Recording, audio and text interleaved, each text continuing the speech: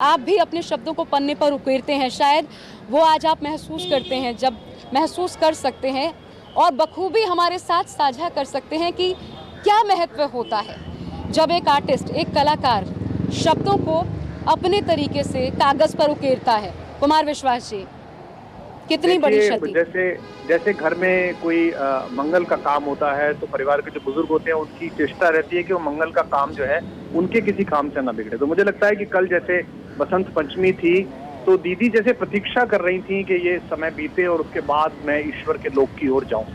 8 दशकों तक किसी इंडस्ट्री में जहां यश और अपयश साथ साथ चलते हों, वहां केवल सम्मान, केवल स्नेह, केवल आदर कमाना ये ईश्वरीय कृपा के बिना संभव नहीं है। उन पर ईश्वर की कृपा थी निश्चित रूप से।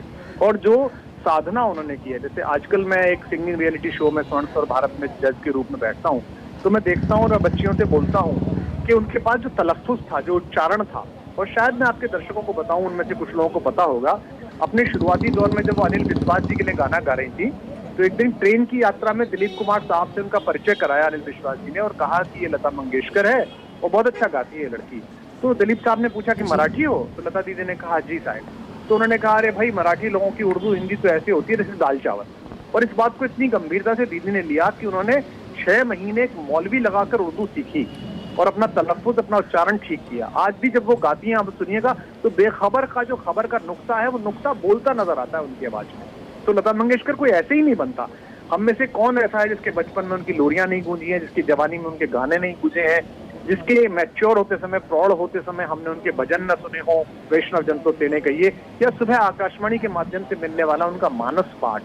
तो हो सकता है 6:30 बजे, 6 बजे, 7 बजे उनका शरीर पंचतत्व में लीन हो जाए, लेकिन जब तक हिंदुस्तानियत है, जब तक इस पूरे एशिया महाद्वीप का कोई हल्का सा भी भावात्मक रेशा है, तब तक लता दीदी हैं, रहेंगी, थी। और एक बात मैं आपको और साझा करूं, जब भी कभी मैं बॉम्बे जाता था, उनसे मिलना तो बहुत कम हो पाता था क्योंकि उनकी व्यस्तता बहुत कम लोगों से मिलती थी और बीच में तो बीमारियां इतनी ज्यादा आई कि 2-2.5 साल से मिलना ही नहीं हो पा रहा था। प्लान में था, उनके यहाँ लिखवा दिया था कि कोरोना के बाद मिलना है, लेकिन संयोग नहीं बना। पर टाउन जाते समय रास्ते में जब उनका कृष्ण कुंज पड़ता था, उनके घर का रास्ता वो थोड़ा सा ऊंचे की तरफ जाती है सड़क, तो वहाँ बातचीत करता हुआ मैं हर बार हाथ जोड़ के सिर झुकाता था। तो सहयात्री कार में अक्सर पूछते थे कि इधर क्या है, इधर कोई मंदिर है क्या? तो मैं कहता था हाँ, इधर हमारी स्वरों की माँ का मंदिर है। तो स्वर ममता में बालक की तरह पीछे पीछे दीदी के चलते थे। और अभी भी आखिर में मधुर भंडारकर के साथ उन्होंने गाया, अभी तक भी उन्होंने मदन मोहन जी के संगीत में उन्होंने यशराज के लिए गाया।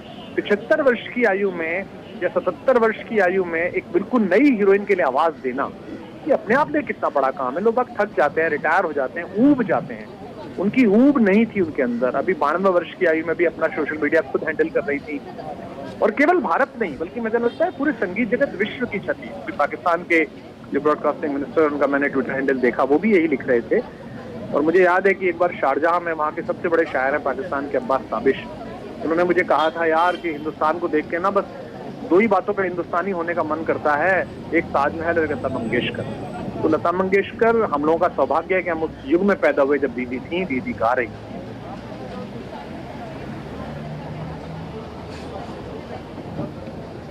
जी कुमार विश्वास जी, लता मंगेशकर के लिए जावेद साहब ने कहा था कि हमारे पास एक सूरज है, एक चांद है और एक लता मंगेशकर। और ऐसी बात जो आज लगता है सच में अब इसके बाद क्या, ये तो शून्य आ गया। मैं कुमार विश्वास के लफ्जों में जानना चाहती हूँ, लता मंगेशकर क्या है? पहले को यहाँ दहर में आता नहीं कोई, पर जैसे तुम गई ऐसे जाता नहीं कोई।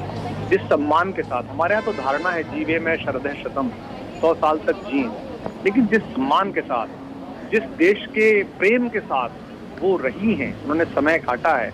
इस समय तक भी हर बात पर अपनी टिप्पणी देना, कोई सोशल मीडिया टीम नहीं, जिन लोगों के साथ काम करा है उनके विषय में खुद लिखना।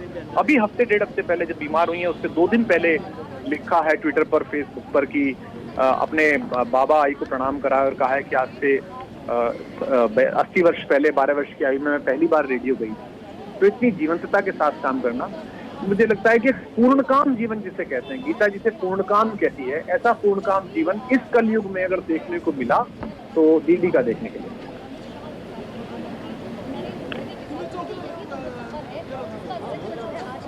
जी नमस्कार, मैं हूं मानक गुप्ता। अगर आपको हमारा ये वीडियो पसंद आया हो तो इसे लाइक और शेयर जरूर करें और हाँ, हमें सब्सक्राइब और फॉलो करना ना भूलें ताकि आप देश और दुनिया की कोई खबर मिस ना करें। तो जुड़े रहिए हमारे साथ और देखते रहिए न्यूज़ 24।